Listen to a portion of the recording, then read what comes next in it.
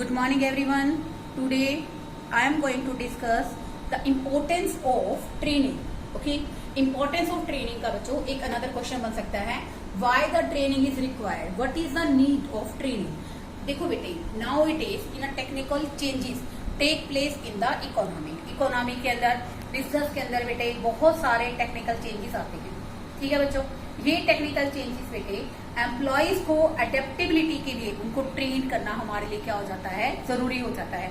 अगर हम चाहते हैं कि हमारे एम्प्लॉयज अच्छा प्रोडक्शन करें, ठीक है, प्रोडक्टिविटी बढ़े हमारे प्रोडक्शन की, और सबसे प्रोडक्शन अच्छा करें, प्रोडक्टिविटी ज्यादा हो, और भी बेटे कि इकोनॉमी के अंदर हमारे जो बिजनेस है उसकी सर्वाइवल रेट बढ़ जाए, ग्रोथ और डेवलपमेंट करें, ऑर्गेनाइजेशन में बेसिकली जितनी भी एक्सीडेंट की पॉसिबिलिटीज हैं वो कम हो जाएं, ऑर्गेनाइजेशन में जितने भी एम्प्लॉइज काम कर रहे हैं वो अपने काम को स्किल तरीके से करें, then it's required for the training. Training बहुत ज्यादा जरूरी है.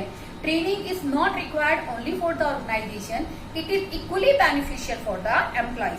तो देखो बेटे, ट्रेनिंग की जो इंपॉर्टेंस है दोनों के लिए है, for the organisation and for the employees. Now I am going to discuss why training is required for the organization. First one, most economical and best use of equipment.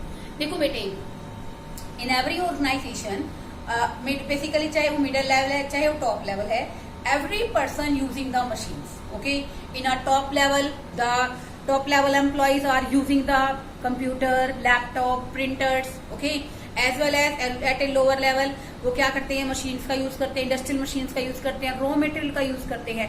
तो एक train employ बेटे जितनी भी machines का use करेगा उसका best तरीके से यूज करेगा, इकोनॉमिकल तरीके से यूज करेगा, और नो डाउट रॉ मटेरियल की वेस्टेज को क्या कर देगा, कम कर देगा. Because the train employee know the art how to use the machine in a particular manner, कि मशीन का प्रयोग किस तरह से करना है. जब उसको एक वो आर्ट आती है, कला आती है कि how to tackle the machine, how to use the machine, तो नो डाउट वो रिसोर्सिस का जो यूज करेगा इकोनॉमिकल तरीके से और काफी बेस्ट तरीके से यूज करेगा और वेस्टेज को रिड्यूस करेगा.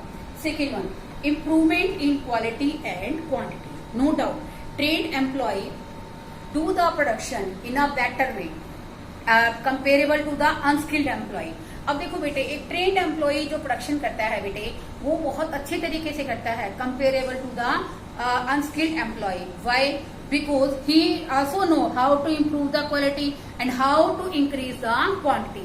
यहाँ पर बेटे एक ट्रेन एम्प्लॉय क्वालिटी भी, बेस्ट क्वालिटी प्रोडक्ट भी बना सकता है, क्योंकि उसको पता है कि कैसे रॉ मटेरियल का बहुत बेहतरीन तरीके से यूज करना है कि अच्छी क्वालिटी का प्रोडक्ट बनाया जा सके. No doubt when he also indulge in training, अगर वो ट्रेन है तो नो डाउट उसका जो पर यूनिट प्रोडक्शन है वो भी क्या होगा बेटे, ज्यादा होगा. थर्ड वन, और पर यूनिट प्रोडक्शन ज्यादा होने से जो हमारी प्रोडक्शन कॉस्ट है बेटे वो भी क्या हो जाएगी, कम हो जाएगी. So we can say that train employee also enhance quality of the product as well as quantity of the product. Third one, less requirement of supervision. Supervision क्या होता है बेटे? सुपरविजन का मीनिंग है बच्चों, सुपरविजन को हम लोग स्प्लिट करेंगे टू वर्ड्स में, super plus vision.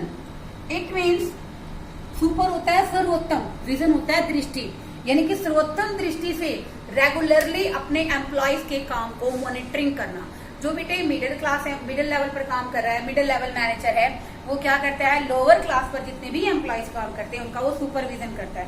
When the employees is already trained, अगर एम्प्लॉय क्या है बच्चों पहले से ट्रेन है तो उसको सुपरविजन करने की जरूरत नहीं है, वो एक अच्छे तरीके से, because he also know the art how to do the work in a best manner. उसको पता है, उसको कला आती है, वो तरीका आता है कि जिससे कि अपने काम को बहुत बेहतर तरीके से कर सकता है. So there is no requirement of supervision when the employees is already train. Next one, reduce labour turnover and absenteeism ratio. तो देखो बेटे इस बात का यहाँ पर क्या मतलब है. देखो बेटे, टर्नओवर क्या होता है, join the company and leave the company, known as employee turnover. Turnover को बेटे हम हिंदी में कहते हैं एम्प्लॉयज का ऑर्गेनाइजेशन में आना और जाना. ठीक है. और एक है स्टूडेंट अब्सेंटीजम.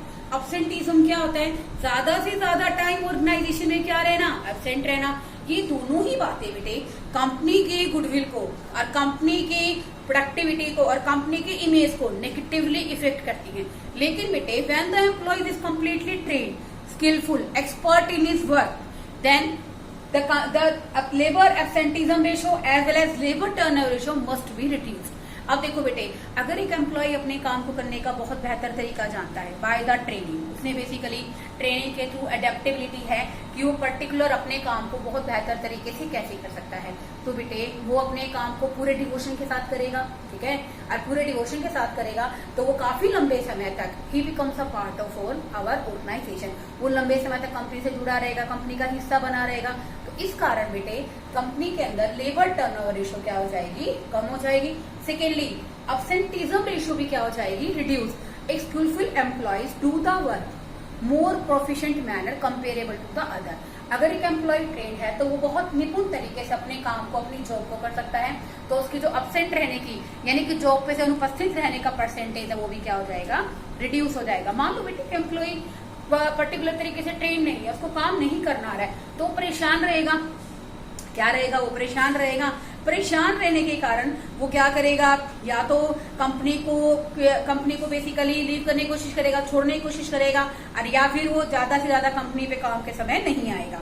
तो बेटे अगर वो एम्प्लॉय ट्रेन है तो नो डाउट उसकी जो बेसिकली नेचर वर्क की है, जो काम करने की जो नेचर है वो बेसिकली क्या हो जाती है, हाई लेवल की हो जाती है, जब उसको प्रॉपर मैनर में क्या मिलती है, ट्रेनिंग मिलती है, और कंपनी को इन चीजों के क्या मिलते हैं, बेनिफिट्स मिलते हैं। Improvement in adaptability. अडेप्टेबिलिटी का मतलब क्या होता है कि बेसिकली अडेप्टेबिलिटी होता है किसी चीज के अनुकूल हो जाना, अपने आप को किसी चीज के अनुसार ढाल लेना।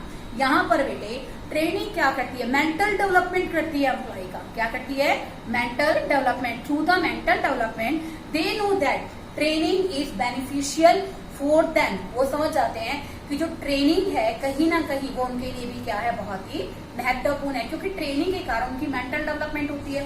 Through the mental development they are ready to adapt the changes in the organisation. Organisation में कोई भी टेक्नोलॉजिकल एडवांसमेंट आता है, कोई भी चेंज आता है, वो बिल्कुल हैप्पीली उसको क्या कर लेते हैं, एक्सेप्ट कर लेते हैं। Why they accept, because training also mental development, also do the mental development of employees. Employees का मानसिक विकास भी करती है, वो इतना ज्यादा मतलब अपने काम से सेटिस्फाई होते हैं, then they try to adapt new technology and they also try to do work in a new technique manner. वो हर काम को नए तकनीक से, नए तरीके से करने के लिए क्या हो जाते हैं, तैयार हो जाते हैं। These all are the benefit of training to the employees को क्या फायदा है। अब देखो बेटे फर्स्ट पॉइंट है इंक्रीज इन मार्केट वैल्यू। इसका मतलब क्या होता है स्टूडेंट, मार्केट वैल्यू बढ़ना। देखो बेटे कोई भी एम्प्लॉय अगर ट्रेन है, ठीक है, तो अपने काम को बहुत बेहतर तरीके से करेगा। नो डाउट जो उसके आसपास की ऑर्गेनाइजेशन है, they also come to know the employees he is a proficient in his work. अगर आप अपना अच्छा काम करते हैं, कहते हैं ना, अगर आप सफलता इतनी बेसिकली आप मेहनत इतनी शांति से करो कि सफलता शोर मचा दे, तभी तो कहते हैं कि अगर आप अच्छे तरीके से काम कर रहे हैं तो ये बेटे हमेशा मान के चलिए कि आपकी जो सक्सेस की परसेंटेज है वो ऑलरेडी क्या हो जाती है, बढ़ जाती है।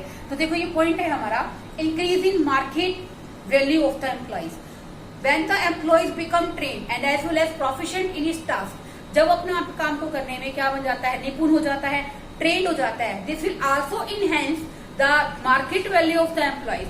What is the market value of the employees? देखो बेटे मार्केट वैल्यू होता है रेपुटेशन या goodwill of the employee. The goodwill, how the goodwill can increase by doing the work in a best manner. अगर वो अपने काम को बहुत बेहतरीन तरीके से करता है, कैसे करेगा बेहतरीन तरीके से, when the company provide training to the employees. जब वो अपने एम्प्लॉइज को क्या प्रोवाइड करेगी, ट्रेनिंग प्रोवाइड करेगी। Through the training employee become proficient in his work and another organisation which are the competitive organisation are ready to select such type of employees in their own organisation. जो competitors हैं बेटे वो भी तैयार रहते हैं कि ऐसे ऐसे एम्प्लॉइज को हम अपने ऑर्गेनाइजेशन में अपॉइंट करें। सो हम कह सकते हैं कि बेसिकली ट्रेनिंग क्या करती है, कंपनी में एम्प्लॉय जो काम करें उनकी मार्केट वैल्यू को बढ़ा देती है, क्योंकि ऐसे ऐसे प्रोफिशिएंट एम्प्लॉयज को जो हमारे कॉम्पिटिटर्स हैं वो अपनी कंपनी में काम देना क्या करते हैं, पसंद करते हैं, और कहीं ना कहीं वो कोशिश करते हैं कि ऐसे ऐसे ट्रेंड एम्प्लॉयज को उनकी कंपनी में काम दिया जाए। Next one, fear accident. Accident देखो बेटे एक्सीडेंट बेसिकली बहुत कम हो जाते हैं फ्यूल एक्सीडेंट का, because in a lower level production are done by the machines and there are so many chances of the accident when the employee is trained about to tackle the problem of operating machine को कैसे चलाना है, कैसे इस machine को tackle करना है, किस तरह से बेसिकली इस मशीन पर काम करना है। Then there will be less possibility of accident. Accident की पॉसिबिलिटी क्या हो जाती है, कम हो जाती है। एक बेनिफिट हो रहा है स्टूडेंट इसका, देखो एक्सीडेंट की पॉसिबिलिटी कम हो जाती है, नो डाउट हो गई ना, एक्सीडेंट की पॉसिबिलिटी कम। इसके कारण कंपनी पे जो फाइनेंशियल बर्डन पड़ता है वो भी क्या हो जाता है बच्चों, रिड्यूस हो जाता है। आई थिंक आपने चैप्टर के अंदर पढ़ा भी है, आपके चैप्टर्स में आता है workman compensation reserve. Workman compensation reserve क्या होता है, देखो बेटे 100 more than 100 employees are working in a single roof, 100 से ज्यादा एम्प्लॉय एक छत के नीचे काम करते हैं। Then there will be the problem of accident, किसी को धक्का लग गया, ठीक है ना, या आपने प्रॉपर तरीके से इंडस्ट्रियल मशीनों की सेंसिंग नहीं कर रखी है, कटीली झाड़ियां नहीं लगा रखी हैं, वो एम्प्लॉय मशीन के ऊपर गिर गया, वाई डूइंग द वर्क, किसी एम्प्लॉय को किसी भी तरह से कोई नुकसान हो गया, ठीक है ना, कोई फिजिकली लॉस हो गया, देन एट द टाइम अगर उसका कुछ भी होता है then company is liable to pay. तो बेटे अगर आप एम्प्लॉइज को बेसिकली ट्रेनिंग प्रोवाइड करोगे तो एक्सीडेंट की पॉसिबिलिटी क्या हो जाएगी, कम, and this will also reduce the financial liability of the company. Okay, job satisfaction, देखो बेटे एक एम्प्लॉय के लिए सबसे ज्यादा जरूरी है कि जो काम वो कर रहा है उससे उसको क्या मिले, सेटिस्फेक्शन मिले। Job satisfaction is most important in employee life. अगर एक एम्प्लॉय अपने काम से सेटिस्फाइड नहीं है तो he can't do their work with more efficiency, वो अपने काम को बहुत बेहतरीन तरीके से नहीं कर सकता। I am a commerce lecturer, I can teach business study, accounts and economics very well, but अगर मुझे कहा जाए you have to teach the physics, because I can't teach, because I am not proficient in teaching the physics. It means, मेरे कहने का मतलब क्या है कि जॉब सेटिस्फेक्शन बहुत जरूरी होती है। अगर एक एम्प्लॉय को नई नई टेक्निक्स के लिए सिखाया जाता है कि आप कैसे काम करेंगे, कैसे काम नहीं करेंगे, तो अपने काम को बहुत इजी मैनर में कर पाता है। And when the employee is satisfied from the job then he will do the work with more proficiency, अपने काम को बहुत अच्छे तरीके से करता है। जब वो नो डाउट बेटे जब उसको जॉब सेटिस्फेक्शन मिलता है तो वो कहीं ना कहीं क्या हो जाता है, सेल्फ कॉन्फिडेंट हो जाता है कि वो उस काम को बहुत बेहतर तरीके से कर सकता है। Next one, increase in capacity and efficiency through the training the employee can know about the art to do the work in a proper manner. देखो बेटे जो हमारी ट्रेनिंग है वो एम्प्लॉय को क्या सिखाती है कि कला है, मतलब एम्प्लॉय को एक आर्ट सिखाती है कि आपको प्रॉपर मैनर में काम को कैसे करना है। जब एक एम्प्लॉय ट्रेन हो जाता है तो उसको पता चल जाता है कि उस काम को बेहतरीन तरीके से कैसे कर सकता है। This will also increase per unit production of labour, labour का पर यूनिट प्रोडक्शन बढ़ता है, उसकी एफिशिएंसी बढ़ती है और वो अपने काम को बहुत बेहतरीन तरीके से कर सकता है। तो देखो बेटे ट्रेनिंग जो है उसका बेनिफिट दोनों को है, चाहे वो ऑर्गेनाइजेशन है चाहे वो एम्प्लॉइज है।